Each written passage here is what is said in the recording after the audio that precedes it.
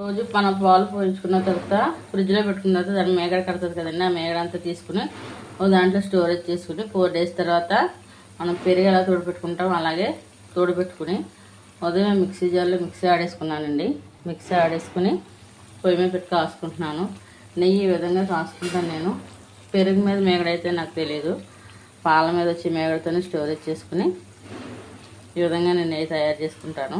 చిన్నపిల్లలు ఉన్నారు కదా, ఇంట్లోనే చేసుకుంటున్నాను. ఈరోజు అయితే కాకరకాయ ఫ్రై,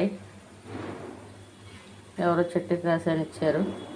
కాకరకాయ ఫ్రై చేద్దామని ఇట్లా చేస్తున్నాను. నెయ్యి అయితే కంప్లీట్ అయిపోయింది.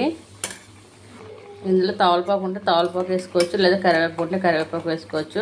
నాకు పెద్దగా నిలవ ఉండదు కాబట్టి నేను 3 daysకి ఒకసారి చేసుకుంటాను కాబట్టి ఏమి వేసుకోను.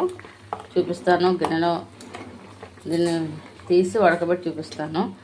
కాకరకాయలు అయితే ఈ విధంగా ఉప్పు పసుపు వేసుకుని ఇలా స్మాష్ చేసుకుని ఒక అరగంట ఉంచుకుంటాను. చేదు ఉండదు. చూసారు కదా, స్ట్రైన్ అంతా ఉడకబెట్టేసాను. డస్ట్ అంతా వస్తుంది. నెయ్యి చూసారా ఎంత వైట్గా వచ్చిందో. ఈ విధంగా ఇంట్లో నెయ్యి చేసుకుంటే నాకు పిల్లలకి బాగా ఉపయోగపడుతుంది. బాయ్ అండి.